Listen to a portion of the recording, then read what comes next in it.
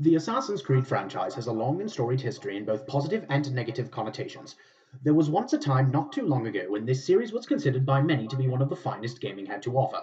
Its reputation preceded it, and the title Assassin's Creed was once viewed as a seal of quality in and of itself. But, like all running franchises, rough air was of course soon to follow.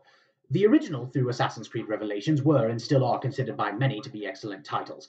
However, as the later games released, fans became more and more tired of the formula, and the moves made by the developers became more and more controversial, even at one point shedding the assassin theme almost entirely for the sake of a radically different pirate theme. After Assassin's Creed 4 Black Flag, the biggest issue with the series became all too apparent: its yearly release cycle. An open world action game of the caliber that the name Assassin's Creed demanded simply could not be made within such a short time frame, and the next two games after 4 demonstrated this perfectly.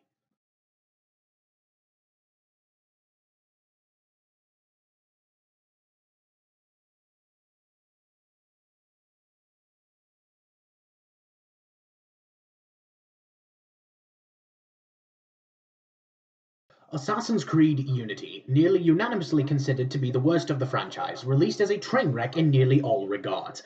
It presented a poorly written and convoluted story, clunky and annoying gameplay, and far less depth than previous installments. As if to add insult to injury, the game released in a state so unfinished and unoptimized that one would likely get better performance out of The Witcher 3 on an NES. The game was a travesty, and for many, this was the point where they shed their interest in the series entirely. However, another year passed, and we saw the release of Assassin's Creed Syndicate.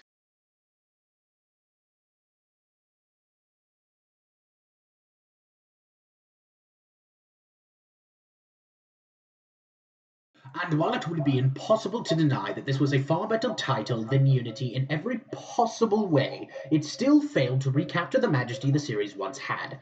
It seemed, for many, that the series we had once cherished had fallen prey to corporate greed and had been turned into little more than a cash cow. However, after the burn of Unity and Syndicate was well embedded into fans' hearts, a very interesting bit of news was delivered by the corporate overlords at Ubisoft. There would be no Assassin's Creed title for 2016. Instead, we would be given a live action film. While fans' reactions to the film were divided, far more interest was placed into what game was being made that inspired Ubisoft not to release their money machine for an entire year. A year and an E3 passed, and we finally got our answer: Assassin's Creed Origins, a game that would take us further back in history than the series had ever gone, to tell us once and for all how the fabled Assassin's Brotherhood had begun. To make matters even more exciting, all of this would be set against the backdrop of ancient Egypt, one of the most fascinating historical periods and settings of all time. It seemed that all of the necessary pieces were in place for a true Assassin's Creed game, but of course the fans were reasonably hesitant. Eventually, the game was released, and to the surprise of everyone, Ubisoft had done it.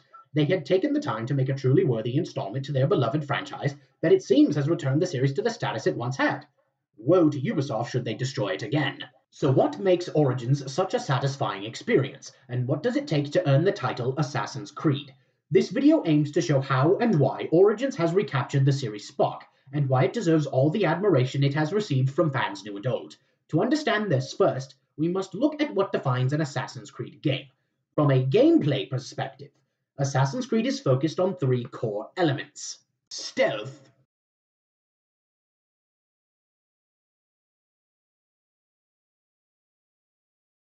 combat,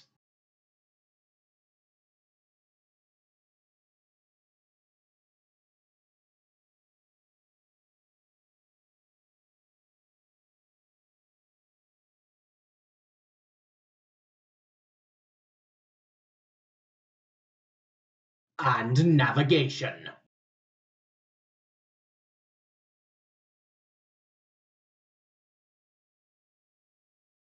These three gameplay pillars function on their own and in tandem with each other. An experienced Assassin's Creed player will duck in and out of open combat and stealth using the liberating navigation system offered by each game as a means of doing so. The series often builds on these core pillars through character progression, vehicles, and stealth tools. For the game to hold the title, these three pillars must be present in some form. In terms of narrative, an Assassin's Creed game is expected to have a deep plot and characters, a story that develops thoroughly a central protagonist, and allows us to become more invested in the ongoing history of the underground war between assassins and Templars. A simple story simply is not what Assassin's Creed was built for. The Assassin's Creed plots are lengthy, filled to the brim with symbolism and messages, and they are not expected to shy away from making statements or pulling from mythology. This resulted in one of the deepest and most fascinating fictional universes ever devised. A game does not deserve the title if it does not add to or pull from this thick lore and possess a story of enough importance to justify its own existence within this universe. The third defining characteristic of Assassin's Creed is world design. These games are known for their excellently designed open worlds that bring to life history like never before. This is a franchise that has brought us everywhere from the blood-splattered frontiers of colonial America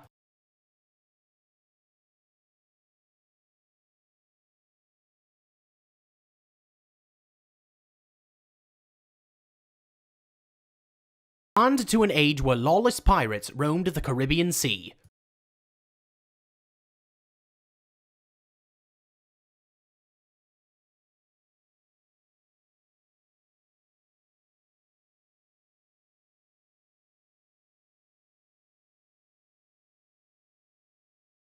An Assassin's Creed game succeeds when it claims a setting and utilizes it to its fullest creative and design potential. So how does the game at hand, Assassin's Creed Origins, live up to these expectations like Unity and Syndicate did not? First, we will start with gameplay. The pillars of stealth, combat, and navigation are extremely well combined and intertwined across the board. As is customary with this series, massive changes have been made to the core mechanics in an attempt to iron them out. An attempt that paid off, as this is by far the best an Assassin's Creed has ever played. The navigation has been entirely reworked since Syndicate. Gone are the days of praying you jumped to the correct platform, as Origin's simple and to-the-point parkour system leaves little room for awkward fumbling through its foolproof setup. You press X/A to parkour, you release it to not. No longer must we struggle with an overcomplicated system of run buttons and up and down parkour buttons that rope us into automated pathways. The system we have now offers us all of the capability with none of the clutter. It is still very possible to send yourself careening to your doom if you are not careful. However, these moments now feel far more like your fault rather than you being subjected to janky pathfinding. And if you have ever played Unity, you know exactly what I mean by janky pathfinding. Accompanying the vastly improved parkour system is the long-awaited return of mounts, this time being found in the form of setting-appropriate camels and horses. Mounts in this game serve as vehicles for the quick traversal of the game's more open areas, as well as extensions to the game's combat system. There is little to say mechanically regarding mounts, as their control is as simple as point them in a direction and off they go into the wild blue yonder. You even have the option of setting them to automatically follow the road to your current waypoint. It is worth mentioning that your mount can die if it takes too much damage, but replacing them at shops is extremely easy, so it is never too much of a threat.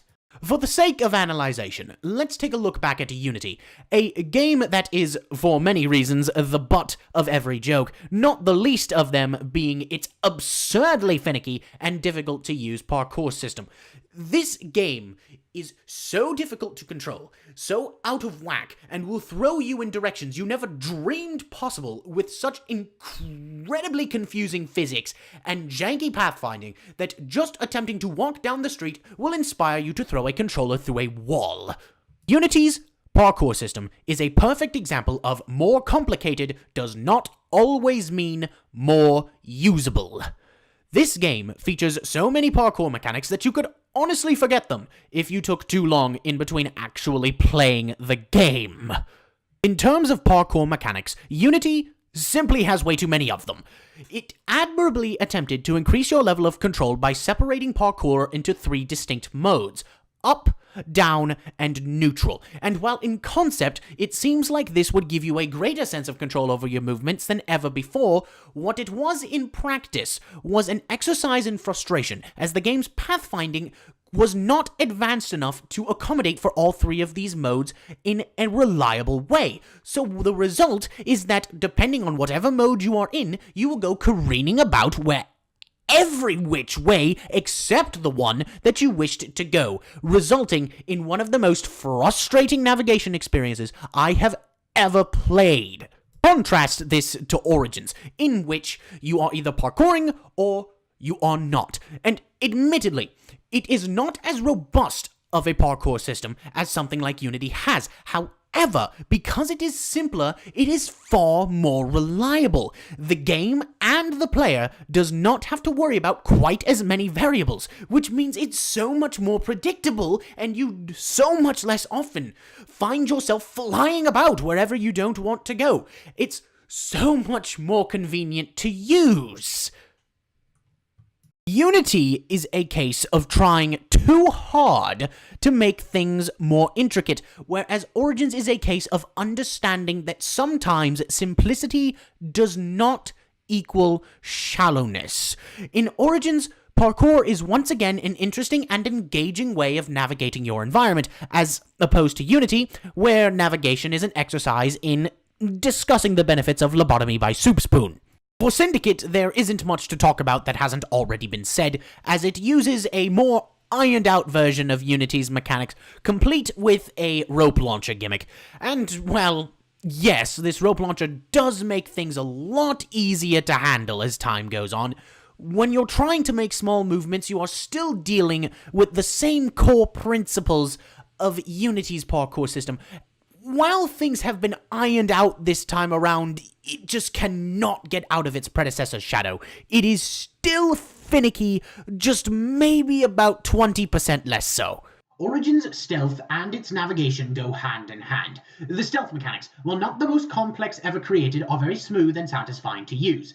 A simple press of circle/B will send Bayek into a crouch that slows his movement, but makes him harder to spot and allows him to duck into tall bushes, grass, wheat fields, and shrubberies, among other things, as cover.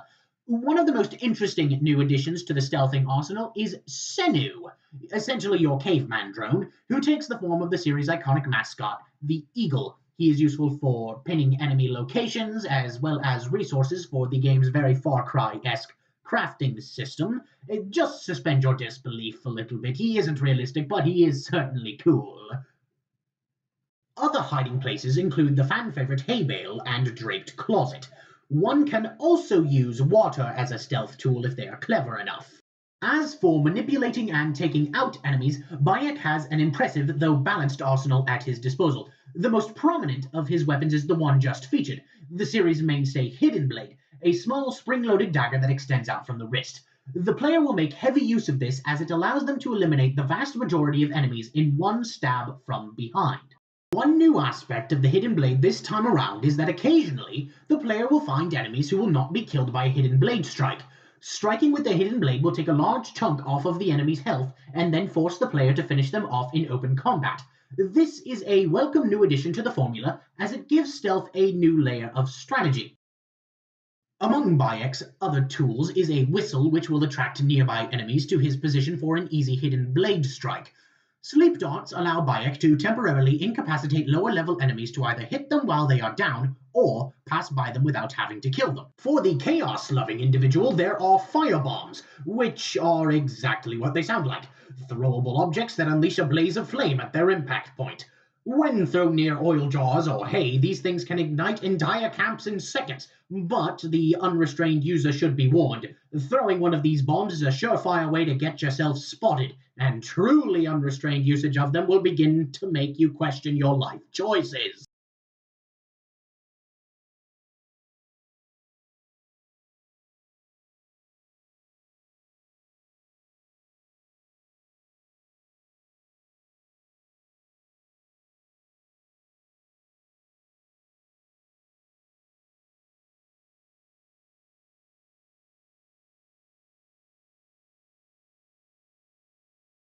Oh dear lord, what have I done?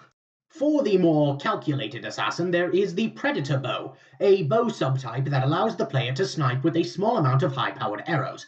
If the bow does enough damage to down enemies in a single headshot, this bow subtype can be an end-all be-all, but much like the firebombs, one should use this weapon with discretion, as clever guards will quickly spot you should you fire it off into a crowded area. Bayek can also turn enemies against their allies by sneaking behind them and poisoning them, as we see here.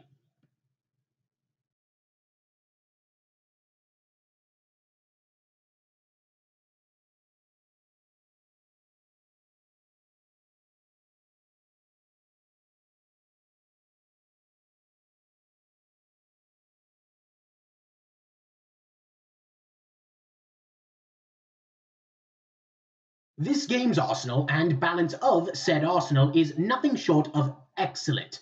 This setup of mechanics leaves so much freedom to the player and effectively turns base infiltration into an espionage sandbox. The weaknesses and dangers of each tool force the player to use them with discretion and only when smart. Every tool has uses and misuses, which creates a very dynamic set of stealth mechanics. Combine that with the excellent handling of the parkour movement system that allows you to maneuver around every wall, tree, and wire of the environment, and you have a stealth system that is engaging from start to far away finish. And now on to the crap. So, why is Assassin's Creed Unity's stealth in and of itself an insult to the very word? And mostly because there's absolutely nothing to it, and the movement system you have to use to perform the stealth mechanics is embarrassingly finicky to control. In Unity, you have an extremely limited set of options for stealth. You have your hidden blade, smoke bombs, and a glorified throwing knife launcher. One thing that I will give Unity credit for is attempting to bring the series' stealth mechanics forward by introducing a dynamic cover system. However, the problem is that the designers clearly had never seen a cover system before in their lives. There's just something about this system that is so sticky, so clunky to use, that you just don't want to use it anymore, and considering that honestly it was rather pointless anyway, and you should just stand next to the thing you would have used the cover system to hide behind just as effectively as the cover system would have allowed you to do it, there's no point in using it anyway. And apparently, the designers also thought that if you create a throwing knife and attach a fancy name to it, then you have somehow made an all-new stealth mechanic. This is the Phantom Blade. It does silent damage to enemies from a distance. The only downside is that it might not actually kill them. Woohoo! How innovative of you to make a throwing knife, but just call it the Phantom Blade. I'm so proud of you, Ubisoft. Good job. Fortunately, Syndicate fares much better in terms of stealth mechanics. There's nothing particularly stand out in this game. However, what is here is at least functional. Most of the mechanics are just generic Assassin's Creed fare, air assassinations, hay bale assassinations, leaps of faith, smoke bombs, pretty much everything we've ever seen before, just done in a mostly functional fashion that is playable to an extent. It's nothing special, but it's also not something that's going to make you upset in any way, so hey, I guess they won in that regard. Also, the smoke bombs are really fun to use. I'll just admit that one and put it out there for all the world to see. I must also applaud Syndicate for giving us the most overpowered throwing knives of all time. Because who needs challenge and fair tests of skill when you can just point a cursor at an enemy, push a button, and they fall over dead? Good job, Ubisoft! You made the most meaningful and challenging mechanics I've ever seen in my life! Ha ha ha! Combat this time has been completely turned on its head, and finally, for the better. The bland mashing of square/X with the occasional timed press of circle/B that made Unity and Syndicate's combat so underwhelming has been entirely replaced with a lock-on based combat system that functions for the most part as a much faster-paced Souls game. Clicking down on the right joystick will lock you onto the enemy most centered in your vision. From there, you have access to two basic attacks. The right bumper will let out a quick basic attack, and the left trigger will release a slower, shield-breaking heavy attack that can later be charged to take out even larger shields. Dodges, blocks, and parries become important aspects of the combat as well, making the Souls comparison all the more appropriate. The difficulty in certain situations also likens it to Souls, as going up against high-level enemies can get you killed within seconds. The core mechanics of the combat are simple but satisfying. However, the real depth of this system comes in the form of the notable variety of weapons available to the player. These weapons include swords, sickle swords, dual swords, heavy blunts, heavy blades, scepters, and spears. 7 weapon types are undeniably a massive step up from Syndicate's measly 3, and much like the stealth tools, each of these weapon types are unique and have their benefits and drawbacks. For example, dual swords can deal a massive amount of damage through their extremely fast swing rate, but they have a pathetically short range, and you cannot use your shield when you have a pair equipped. Heavy blunts do incredible amounts of damage and have great range, but require a long wind-up before attacking that leaves you wide open to strikes from faster enemies. There are countless individual items within each weapon type, and each of them has its own stats, many of which carry around certain buffs such as poison, fire, or bleed damage. The combat system also features an adrenaline bar. The more you damage and take damage, the more it fills. When it is full, you can unleash an adrenaline attack. These massive damage-dealing strikes are specific to each weapon type, though they mostly involve you charging at the enemy and dealing massive damage to them.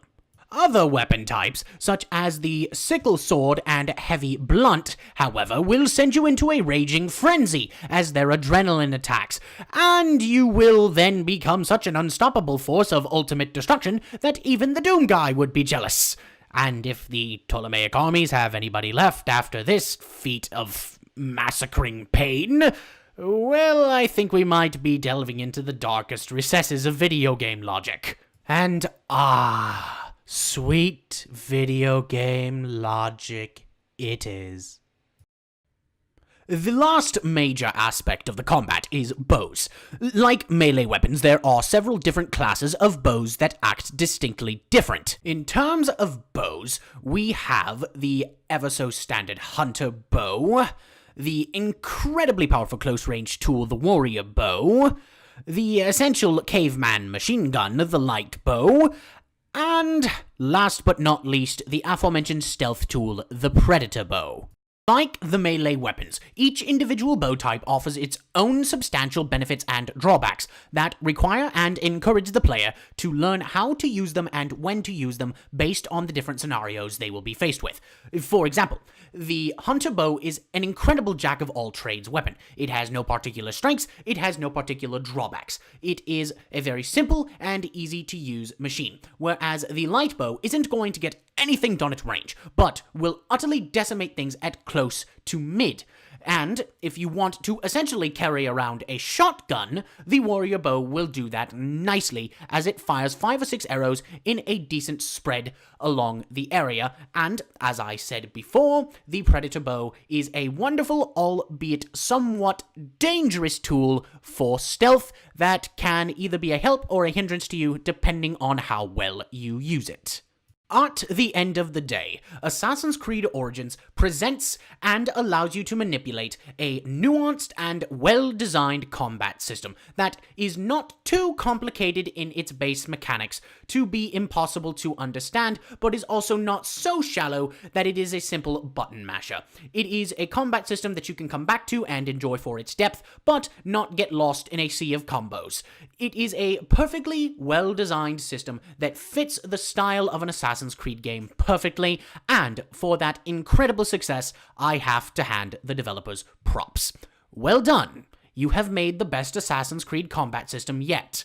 Please do not revert to something worse in the future. So now that we understand why Origins succeeds, why does Unity fail so miserably?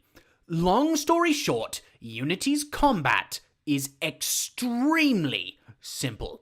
There are 2 things that you do in this combat system. You attack and you time parries. That is the beginning and the end of this combat system. Beyond a couple tools such as a gun or smoke bombs, there is nothing else here. It is clunky. You will die fast, you will run out of health potions, and you will be frustrated in seconds by the absurdly clunky controls that make you wish you were playing anything else. Speaking of anything else, what about our not-so-star Assassin's Creed Syndicate? Well, Syndicate continues on the trend of living in its predecessor's shadow, while ultimately, admittedly, improving what Unity failed upon. Assassin's Creed Syndicate's combat is a lot stickier. You are essentially glued right in front of whichever enemy you are trying to hit. The health potion system comes back, however the dodges and the combos are far more simple to string, essentially turning into a poor man's Batman Arkham. Like the stealth in Syndicate, the combat is nothing special, but it's nothing to cry home about. It's fine, playable, but in comparison to some truly great combat systems that are out there, Syndicate just doesn't compare. It's not deserving of the title. In Assassin's Creed Origins, the core pillars of Assassin's Creed gameplay are each the best they have ever been. Navigation has been simplified without sacrificing versatility, and is more satisfying and controlled than ever before. Stealth is deep and engaging, forcing the player to use its large array of tools to come out on top, and combat is easy to understand but packs a lot of nuance under the simple hood. What we see in Origins is a game that understands what makes Assassin's Creed work from a gameplay perspective, and took every aspect of the iconic three pillars to the next level, creating one of the most mechanically sound Assassin's Creed games we have ever seen. Now, on to one of the most important aspects of any Assassin's Creed game. Narratively, Assassin's Creed Origins reinvents how an Assassin's Creed story is told by making it more open-ended without removing any of the depth. This time around, our so-called hero is Bayek of Siwa, a rather jaded and angry Medjay. This story begins before the Assassin's Brotherhood or the Knights Templar were ever formed, and thus Bayek is not an assassin in the traditional sense of the word. As a Medjay, it is Bayek's duty to protect Egypt and its citizens. This puts him at odds with the illegitimate rule of the pharaoh Ptolemy, whose lackeys have put the sanctity of Egyptian life into threat. Assassin's Creed games are expected to establish interesting lead protagonists. This game comes out swinging. Origins begins with a brutal assassination underneath one of the pyramids. This introduces us to the emotionally distraught and anger-ridden case of Bayek's character. A little bit later, we are treated to a flashback where we are introduced to Bayek's son, Khemu. This is a charming scene, where we see the two of them hunting together, and, in perfect Assassin's Creed fashion, there is even a touching scene where Bayek attempts to teach his son the iconic leap of faith, going into detail about how his own father taught him this as a way of learning to overcome fear. However, things go wrong when a group of strange, masked men believe that Bayek has information regarding a strange temple underneath Siwa known as the Vault. In a frenzied confusion, Bayek accidentally stabs his own son. Blaming the death of his son on these masked men, Bayek begins his quest to track each one of them down, and the story proper begins after Bayek eliminates one of these targets and begins to hunt down the one hiding in his hometown of Siwa. Upon killing this man, Bayek acquires a golden orb that he does not understand, but experienced Assassin's Creed players will recognize. When he travels north to the Egyptian capital of Alexandria, we are introduced to one of the best characters the series has had in a long time. Aya. Aya is a sassy, take-no-crap kind of character, and the wife of Bayek. Bayek and Aya have an incredible chemistry. They are openly and vehemently raunchy.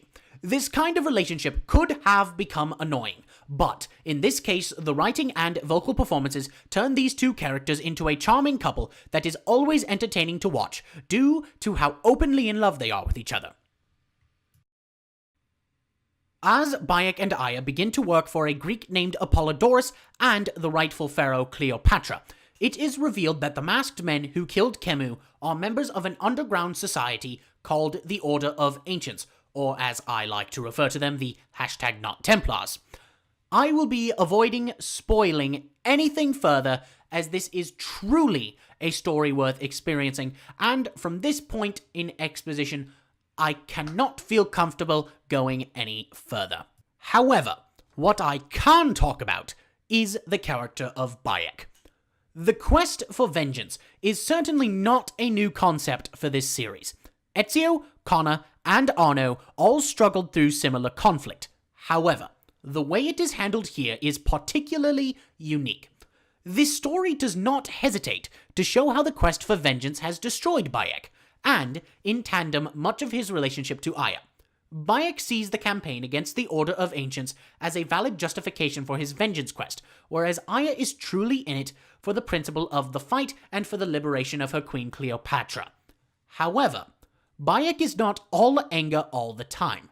He has a rather entertaining jovial side that he puts on during social gatherings or at the appearance of old friends, though the player might question whether this side of him is really just a farce. This character and his relationship to the other characters as well as the world around him is fascinating to watch. This gives him a stark contrast to Syndicate's one-dimensional Jacob and Evie Fry.